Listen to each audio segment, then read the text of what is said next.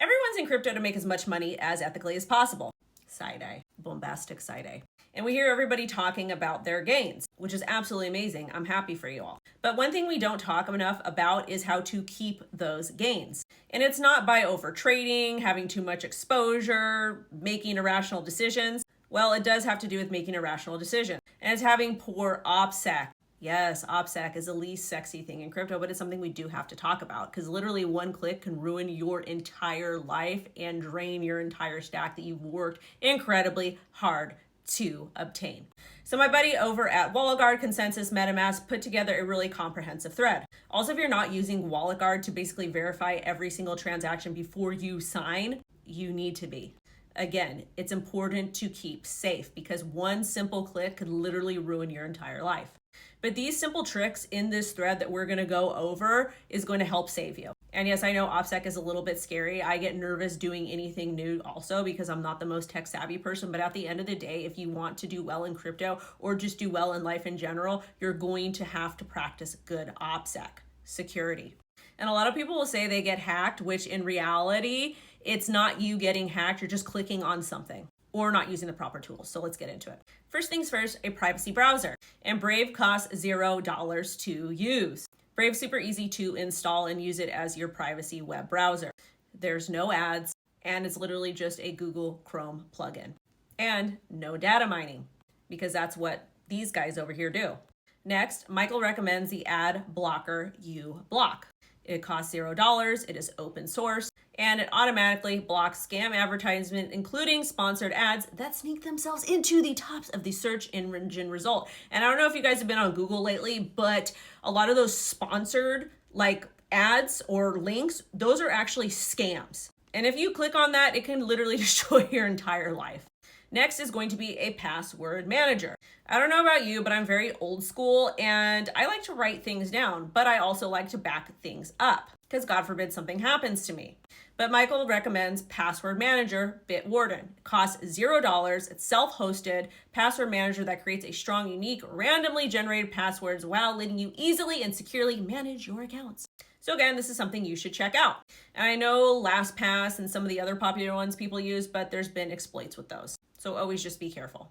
Next, for two-factor authentication. And yes, you need to have two-factor authentication in crypto. Me personally, I like to have a burner phone that is completely disconnected from everything. But again, that's me. I'm a little bit of a crazy person. But Michael likes to recommend Authy, and it costs $0. And he also says it has an additional layer of security on top of your accounts that generates a random code required to sign in.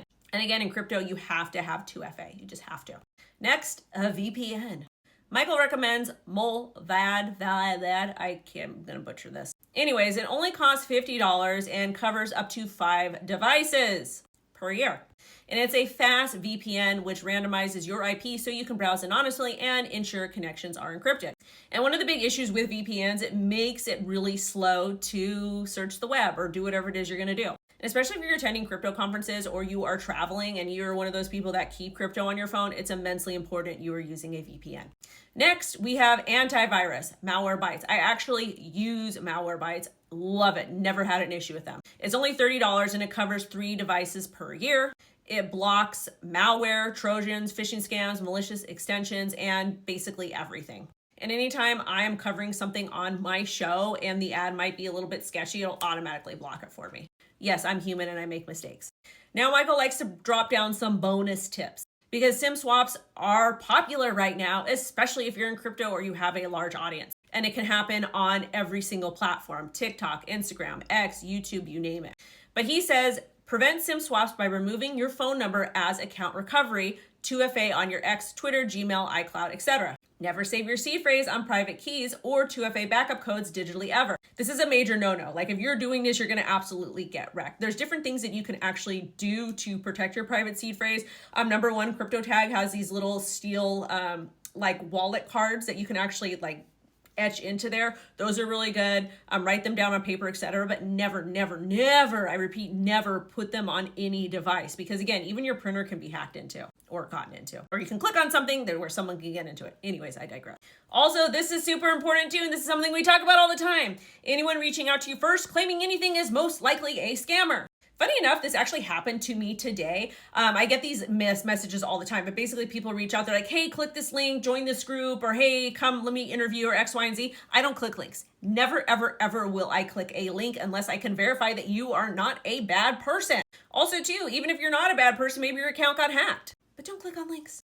And lastly, Michael adds, don't be afraid to be secure. You will feel 1,000 times better by implementing all of these tips. And I agree with him 100%.